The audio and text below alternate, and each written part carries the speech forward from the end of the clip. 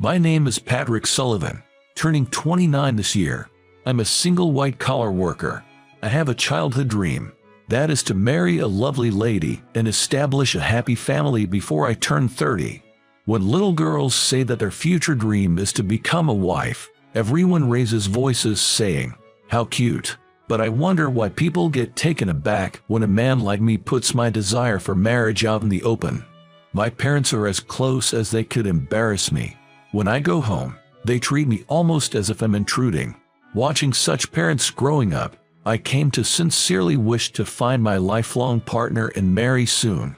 I was supposed to get married much earlier, but everything has ended in failure. I'm amazed by how strong your desire to get married is, Patrick, says my senior at work, Mike Anderson, as he smokes a cigarette in the smoking area. Mike and I work at a major printing company. Mike's in sales, and I'm in the design department. We're in different departments, but we're close enough to call each other buddies. I respond to his sales with my designs. I think we probably have similar sensibilities. We communicate well with each other, making work easier. Also, the tasks that Mike brings in are often challenging, providing me with good stimulation. Exchanging information at the company's smoking area has become a daily routine for us, who hang out both in private and at work. There's nothing wrong with it. Just before my goal of turning 30, I'm also desperate to make my dream come true. A party I attended the other day also ended in failure. The reason was Mike. He's so handsome that he gathered all the attention from the ladies at the party. I even asked him not to come to the party once. Well, it can't be helped. I'll introduce you to a special girl, but I'm going to tell her in advance that this is for marriage. Is that okay? Mike said while exhaling smoke from his cigarette. I've known him for a long time, but Mike has never introduced a girl to me before. It was a surprising turn of events. He must have felt sorry for me. If you're introducing me a girl, Mike, I'm sure she will be a beauty without a doubt. I'm looking forward to it, I responded. At my words, Mike raised one of his eyebrows in a slightly boastful way. Hey, you two, how long are you taking for a smoke break? You're still on the clock. Stop slacking off. My direct supervisor, Johnson, yelled from across the smoking area. He's the head of the design department, but he doesn't carry much authority. He's been experiencing a series of defeats in competitions recently, and he's not very well respected within the company. Mike and I are a team with one of the highest sales records in the company. There are many who are envious of us. Johnson is one of the biggest of them. Well, no matter what the reason, it's not a good idea to be targeted by the boss. I quickly stubbed out my cigarette in the ashtray and put it out. Mike, I'm counting on you for the introduction. We can go into details later. I said that, then left the smoking area. Mike gave a casual sure, raising one hand. He quickly started fiddling with his cell phone, which made me think he might be contacting the person he's introducing me to. Thinking about that makes my heart swell with anticipation. I can't help but hope that this time, the fated encounter is waiting for me. My chest was filled with hope. And then, the very next moment, I hit rock bottom. On the conference table, there were shop cards and postcards for the new line of a major clothing brand I had designed. Standing in front of me were the division chief and Johnson. Can you explain what happened here? It was a mistake in color correction. Apparently, there were changes since the time I had a meeting. No report had come up to me, the main designer. In fact, there was no evidence that a report had come up to my team at all. I didn't receive any reports about changes in color correction. I clearly stated, being blamed for something I have no memory of didn't sit well with me. It doesn't matter anymore. How are we going to deal with all these that have been printed? We don't have time to make new ones. Who's going to apologize? None of that matters now, said Johnson. I thought, it does matter. But I also realized that we didn't have time to argue if we wanted to minimize the impact on the client. Regardless, our only option is to reprint. I insisted. But the printing presses, Johnson began. He was trying to say that the press wasn't available for reprinting. It was his job to sort that out. Just then, the conference room door was flung open. I got the printer. Hurry up with the design. Mike's head popped in through the door. He had apparently sprung into action as soon as he heard about the incident. What a reliable senior he is. Prompted by Mike's voice, I quickly grabbed the new color correction data and sample, then hurried to my team's desk. "You're going to take responsibility," Johnson shouted after me as I darted away, repeating it like a broken record. The fact that we managed to get the client to delay the delivery date by 2 days was all thanks to Mike's efforts. But Johnson seemed to be reporting all the credit to himself. It was typical, but still bothersome. The remaining issue was the misprinted deliveries. Who was going to take the fall for this error? It seemed to be me to take responsibility. That day, as I was frantically working on a new design, it seems Johnson reported to the upper management, including the director, that the error was due to my oversight as the team leader. Johnson insists that my signature was on the color correction document. By the way, that document is currently missing. Now that this whole commotion is over, I am being asked to voluntarily resign at a meeting in the CEO's office. Voluntary resignation. I couldn't help but repeat it in surprise.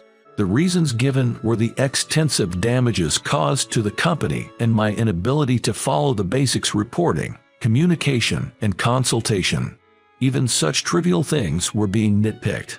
Probably, as a result of Johnson reporting anything and everything to the higher-ups, it was decided that I was the culprit. By offering my head to the client, they aimed to sweep this mistake under the rug. I could sense that kind of intention from above. At this point, I have absolutely no options. You can take some time to consider this. Just keep in mind we're expecting a positive response, they said. Stunned by what was essentially a layoff notice, I could hardly react. Just when I was about to be introduced to a potential bride by Mike tomorrow, I received this resignation notice and am on the verge of becoming jobless. In this situation, it's irresponsible to say let's date with marriage in mind. I will apologize to Mike and cancel the introduction for tomorrow. That was what I was thinking. But Mike just brushed it off, saying it didn't matter. Don't look so glum. I'm going to take you to a great place to lift your spirits, he said. There's no way Mike doesn't know about my layoff notice. Before I could refuse, Mike was grinning like a mischievous boy, arm over my shoulder. He practically dragged me to a certain location. It was a world I'd never stepped foot into. A night pool at a certain hotel. It's a popular place and requires reservations. Of course, no one under 18 is allowed. The lighting and music create a different atmosphere than during the day. Today, there's a DJ, so it's more upbeat rather than moody. There's alcohol, so it seems like the perfect place to forget my troubles. I've never been to a place like this before. I was overwhelmed by the sight unfolding before my eyes. Girls in revealing swimsuits were happily walking past. Just watching them was a feast for the eyes. I know you've got a lot on your plate, but just try to enjoy tonight. You can worry about everything else tomorrow. I figured that was his way of offering comfort. I'll think about tomorrow when it comes. I decided to enjoy the time being. Mike quickly disappeared somewhere, having been called over by a girl. The popular guys always have it good, wherever they are. I couldn't muster up the courage to approach any of the girls, let alone be approached by any of them. It was such a waste to just space out by the poolside. I decided to make the most out of the pool itself. I resolved to just swim. I love swimming, and being underwater was soothing. The strange sensation of swimming while listening to music and the sounds of excitement was oddly calming. At that moment, something colorful floated slowly towards me, stopping right before my nose. Picking it up with my fingers, I examined the object that had barely brushed my nose. It was a bikini top, and the moment I realized it, I felt as if my face was on fire. If it was here, that meant its owner was. I started looking around frantically, thinking she must be embarrassed. Then, a woman, only her head visible above the water, came up to me, her face flushed with embarrassment. That's mine. She hesitated, pointing at the bikini top I held in my hand. Oh, sorry. It just floated over. I hurriedly handed her the bikini top. Will you take responsibility for what you've seen? She asked shyly, requesting I shield her back from view while she put her bikini top back on. Without a second thought, I hid her from view. My friend pushed me so hard on the water slide, I went flying. I was so scared. After putting her bikini top back on, she laughed at the memory. Her radiant smile was incredibly charming. "Mary, did you find it?" A voice, probably her friend's, called out to her from a distance. The woman called Mary answered, "I found it," in a voice that carried over the music. "Thanks, you saved me. You're quite the gentleman." She poked me in the forehead with a slender finger. Startled, I froze in place, and she chuckled softly. "See you," she said, leaving me frozen in place as she swam off towards her friends. I blankly watched her slender, white back as she swam away. "Oh, you've already met. That's her." "Oh, Mike, what do you mean?" Mike, who was squatting by the poolside with a cocktail in one hand, was even cool from a guy's perspective. "I was going to introduce you to her. Her name is Mary Newson." He told me that she was his childhood friend. They were from the same hometown, and she was like a little sister to him. "She's also very interested in getting married, just like you. You're the same age, so I thought you'd get along. It's better to have someone with similar values, right?" Hearing that she was the one I was supposed to meet tomorrow, feelings of happiness and disappointment welled up inside me at the same time. I am a man about to be unemployed. I was certainly not in a situation suitable for marriage. She too has a strong desire to get married.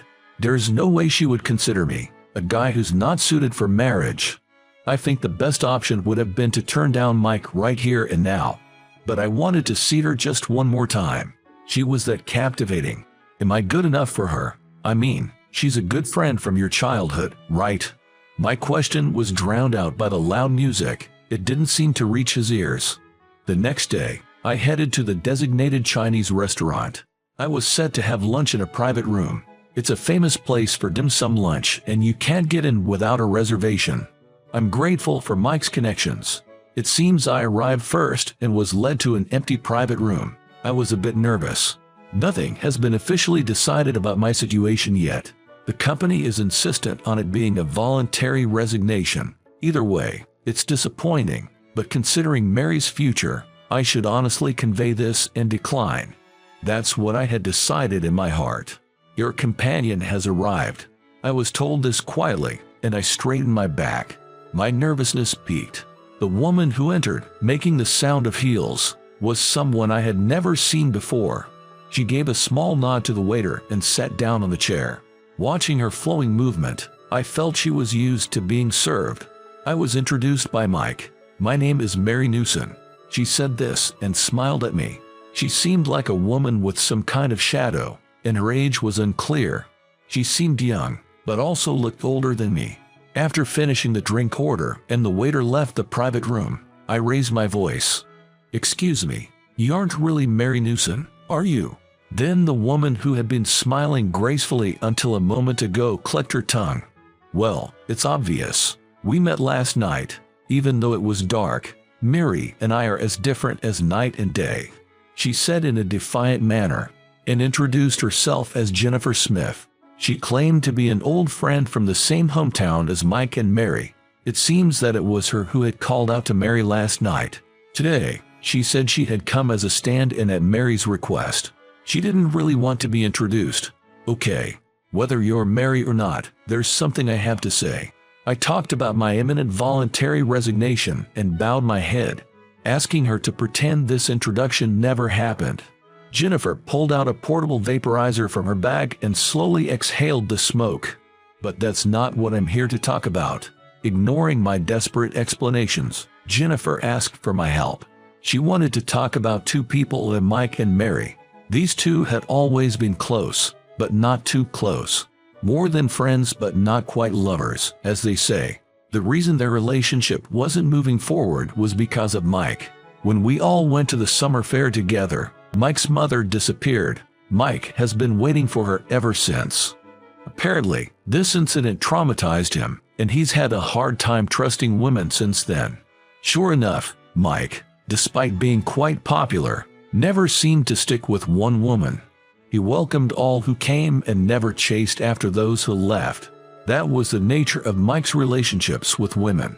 "I want you to help them get together," said Jennifer, looking straight into my eyes. Seeing my hesitation, she slid a business card across the table. The name of the company that had caused a problem the other day was on the card. Her title was Group Owner. I looked at the card and were in shock.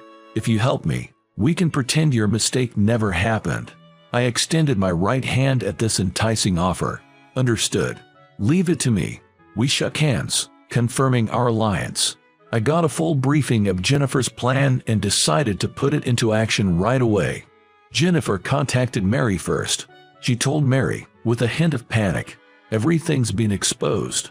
She then convincingly portrayed me as furious and uncontrollable. Sorry, I'll be right there, I heard from the other end. I called up Mike and gave him a piece of my mind.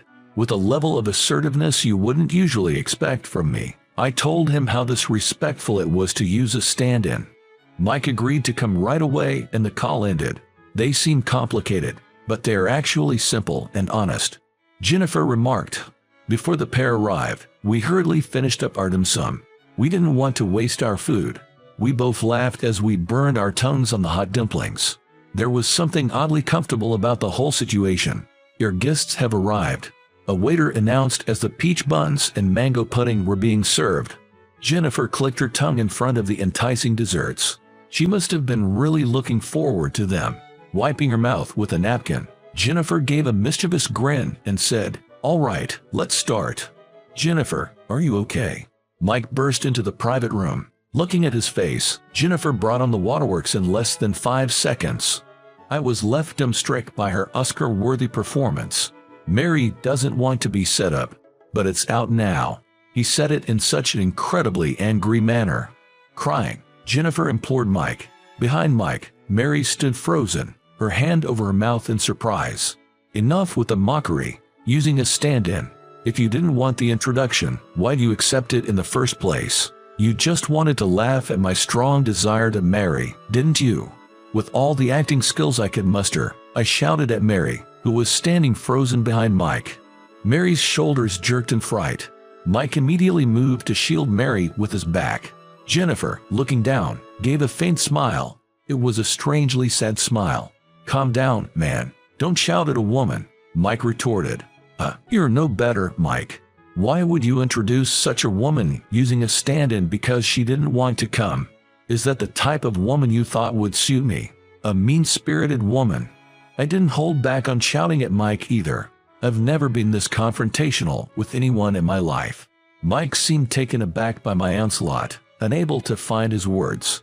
Perhaps because I'm usually so polite, he must have thought I was truly enraged today. "Mary, why don't you want the introduction? You want to get married, right? So why not me? Why do you dislike the introduction so much? It's so mean to use a stand-in." I tried to appeal to Mary, who was looking at me in fear from behind Mike. Her expression began to distort as if she was about to start crying. In the next moment, she bowed so deeply her forehead almost touched her knees. "I'm sorry. I thought that if I agreed to the introduction, Mike would stop it. I only pretended to be desperate for marriage in front of him. I didn't mean to hurt you." Tears spilled from Mary's eyes. "If you're in love with someone, please don't agree to any introductions. It's a nuisance." The moment I took a step towards Mary, Mike grabbed my collar. "Don't keep saying terrible things to Mary. I'm the one who brought up the introduction, not her. She did nothing wrong." I had to stand on tiptoes as tall Mike grabbed my collar. When I glanced at Jennifer, begging for help, she clenched her fist and silently mouthed, "Good luck." I wish she wouldn't make impossible demands. Just when I thought I might pass out from the strain, it was Mary who came to my rescue. "Mike, stop it. It's my fault. I should have refused the introduction when it came up. I thought you were testing me, so I went along with the introduction, intending to cause you trouble." Upon hearing Mary's confession, Mike let go of my collar. I fell back on my butt. "This is a big inconvenience to me, being used as a pawn. Mike, it's about time you gave in." The one who spoke to the bewildered Mike was Jennifer. It's a real nuisance to everyone that those two, obviously in love with each other, keep missing each other. Moreover, they're both so attractive. The fallout is extensive. Spurred by Jennifer's words, Mike reached out and held Mary's hand. Then, in a soft voice, he said, "Is it really okay if it's me?" It was a more juvenile voice than I'd ever heard from the Mike I knew. Mary, with a tearful smile, gently embraced Mike, saying, "Of course it is." It felt like Mike's clock had started ticking again from that summer festival night. Now, please, go home, you two. We're going to eat some peach dumplings and mango pudding. Jennifer, who had burst into tears just 5 seconds ago, was already sitting back comfortably in her chair, smoking a hookah and crossing her legs. Seeing her like this, Mike quickly realized that this was all an act. Mary seemed to be savoring the happiness of confirming her mutual feelings with Mike, completely oblivious to the farce. "Patrick, sorry for all the trouble." "Thank you," Mike said over his shoulder, hugging Mary as they were about to leave the room. I waved a large hand, sending a silent best of luck as I saw them off. Once they were out of sight, I suddenly felt all the exhaustion flooding over me. "Jennifer, you had it pretty easy," I said with a side glance at Jennifer, who was enjoying her peach dumplings. "Don't be ridiculous. I lost something valuable. I'm the real victim here," Jennifer said with a straight face. Even I, oblivious as I am, could tell that she must have had feelings for Mike. "So, if you feel like consoling me, give me that mango pudding." "No way. I'm exhausted and I need something sweet too." So there we were, two heartbroken individuals, fighting over dessert. Timing is everything in marriage. "Just wait, and you'll find someone," Jennifer said as she punched my shoulder on the way out. I believe she was trying to cheer me up. "So, is it okay if I ask you out next time? I know a place that has amazing all-you-can-eat cake." At my words, Jennifer turned back with a surprised look and said, "I'll think about it and get back to you," laughing. Workplace trouble resolved. New potential love interest identified. I was sure that Jennifer would get back to me with a yes. I was absolutely certain of it.